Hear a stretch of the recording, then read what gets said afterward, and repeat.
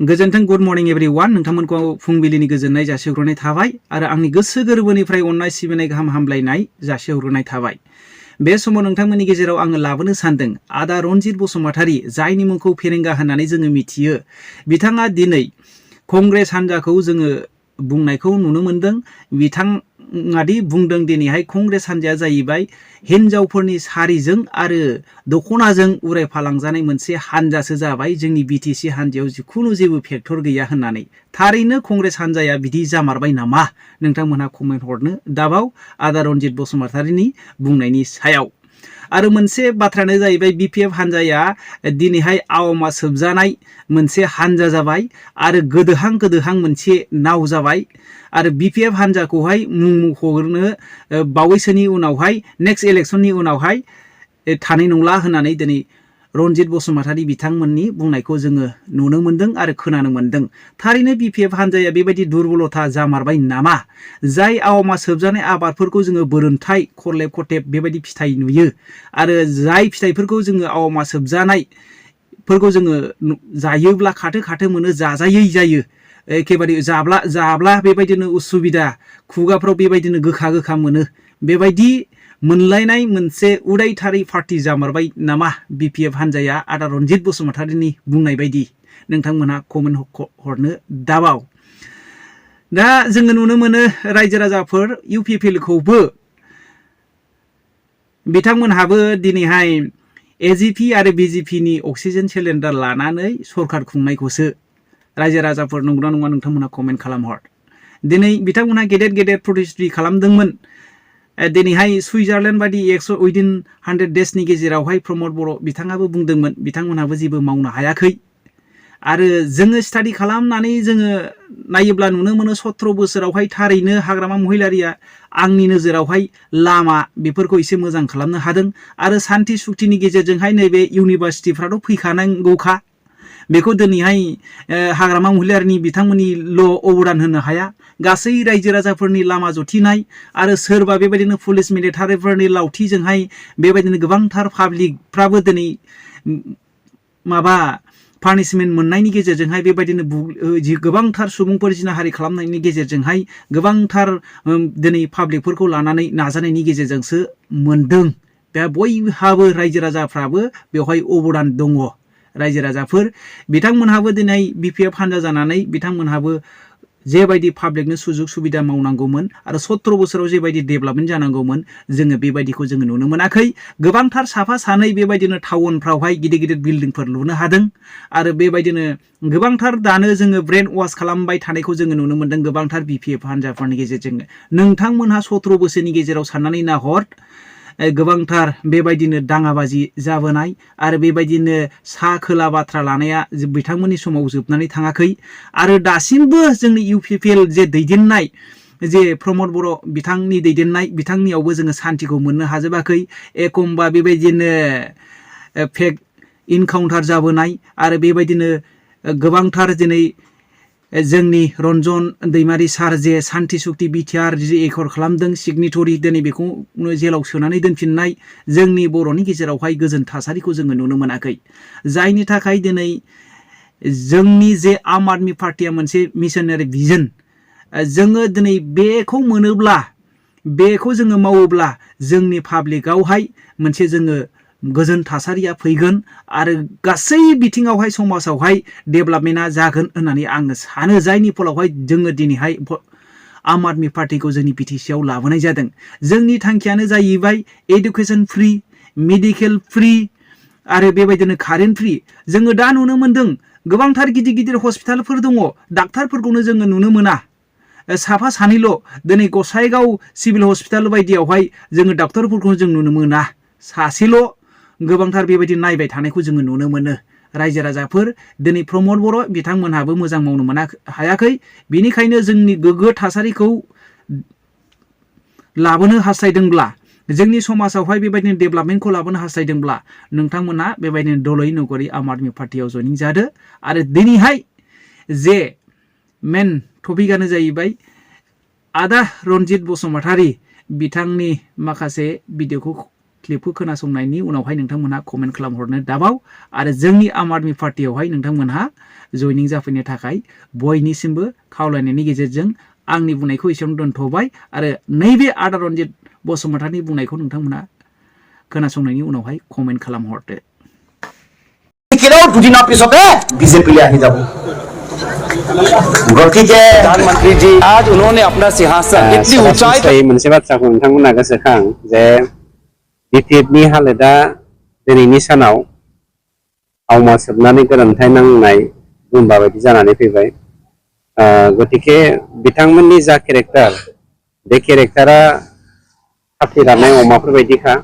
गतिके बिथांमोना जोंनि मावनाय दांनायनि सायाव बुंनो मोन्थायानो गैया। बेसेबां कोटि कोटि थाखा बिथांमोना गोदो जाख्ल'बोबाय।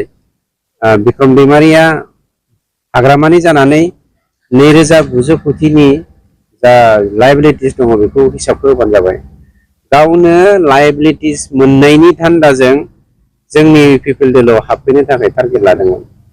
गतिके बेफोरबायदि मानसिनो लायबिलिटिस होनायनि बाथ्रायाथ' गैखाया, बिसोर जाख्ल'ग्रासो।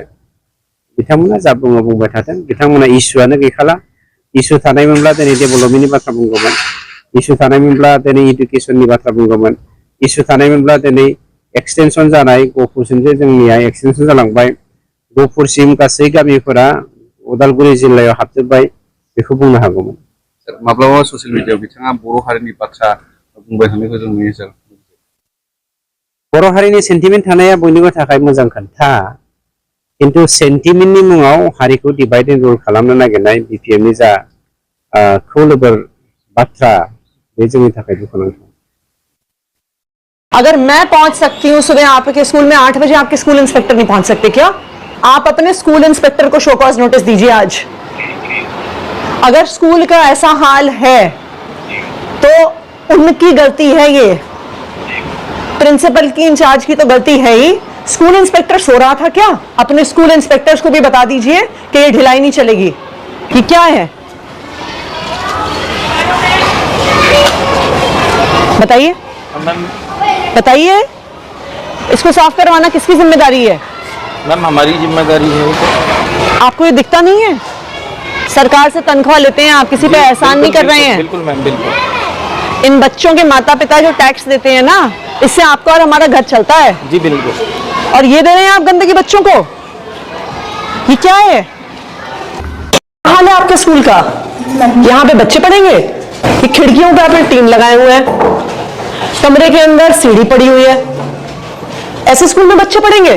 ये टीचर्स रूम बनाया हुआ है? नहीं मैम, प्रिंसिपल को कॉल करेंगे, बात करेंगे। ये क्या तरीका है कि आपके प्रिंसिपल ही स्कूल नहीं आते हैं?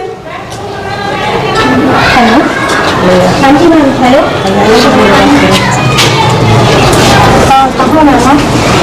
हाँ जी, आप दीजिए, स्पीकर पे दीजिए फोन।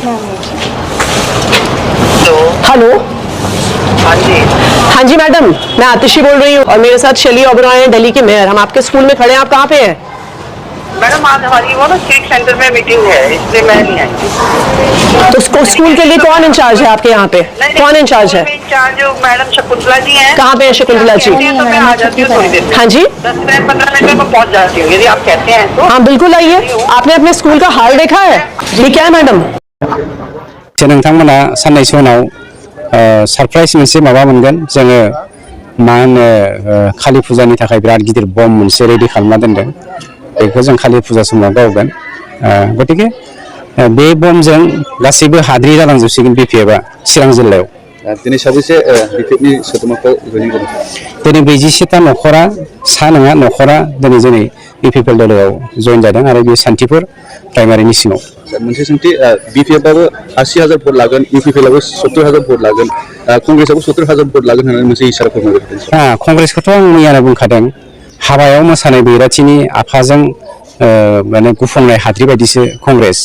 जोंनि इउपिपिएलनि थाखाय बे आफायाव गसंफानाय माने दखना सिबनायाव जेरै माने हाद्रिया गुफुङो, माबानि बे कंग्रेसनि माबाया बेफोरबायदि हालोदा। बिपिएफआ गैया नङा दङ, बाथा देवानि सानैसो दङ, आं गैया होनना बुङाखै। गतिके बिसोरो हाजार बुंनायनि बाथ्राया गावसोरनि खोन्था, बिसोर अपोजिसन हिसाबै बिसोर बुङो जेबो माबायानो गैया, लामायानो गैया। बे 4 बोसोराव जोंनि इउपिपिएल दोलोआ ओरैबायदि मानगोनां प्रमद बर' बिथांनि दैदेननायाव खामानि मावदों आरो शान्ति खौसेथि जौगाथायखौ लाबोदों जोंनि गेजेराव गोरोबलायनाय लाबोदों हिन्दु मुसलमान सिख ख्रिस्टियान जैन फारागथि गैयै जों मोनसे समाज गायसनदों गावखौनो गाव बर'ना हारसाना राजबंशीना सुत्रधरना माबा हमनो हायै मोनसे जों समाज गायसननो हादों बेनिख्रुइ साबसिन दङ होनोब्ला सोरगोनि गाहायावनो दा बिटिआर हालाम सर बिपिएफनि जे बिजाथि सुब्र बसुमतारी बिथाङा इउपिपिएल दोलोखौ रिजनेलनि सेन्टिमेन्ट गैया होननानै बुंदों सर रिजनेलनि सेन्टिमेन्ट जुदि बिथांमोना दङमोनब्ला हाग्रामाया दिनै माने अनला ओंख्रियाव आगान थायै रावखौ बुंबाय थायामोन मानो होनोब्ला थांनाय 17 बोसोराव बिथाङा मालाबा बिपिएफजों कंग्रेसजों मालाबा बिजेपिजों मालाबा गुबुन पार्टिजों लोगो नांनानै गावनि रैखाथिनि थाखाय खामानि मावदोंमोन खिन्थु बिथाङा बेसेबां रिजनेल पार्टि बेखौ जों मिथिगौ दाखालि बियो जेब्ला दुलाराय बर' फरायसा आफादनि आफादगिरिनि खावलायनाय बायदियै गासैबो बर' हारिखौ खौसे जानायजों लोगोसे रिजनेल पलिटिकेल पार्टिफोरखौ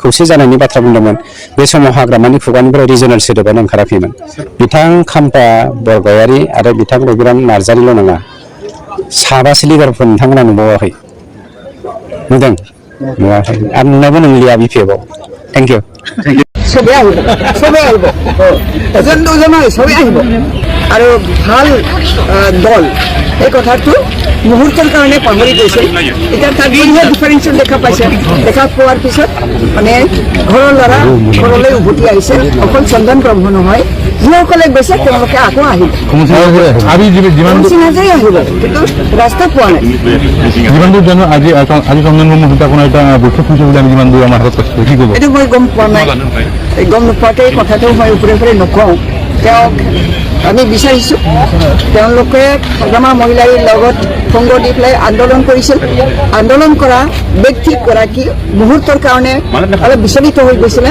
এতিয়া আকৌ সম্বিত ঘূৰাই পাইছে ভাল কথা আমি ৱেলকাম কৰিম কোন কোন আহিব এনে কি তথ্য আছে আছে কোন কোন নাম কেইটা দি দিব পাৰে নাম নকওঁ বস্তুটো গম পাওঁ বা পাৰিষদ চাৰিখন এই হ'ব আৰু চবে আহিব এজন দুজন নহয় চবে আহিব ৰাস্তাটোৱে আমি খুলি দিওঁ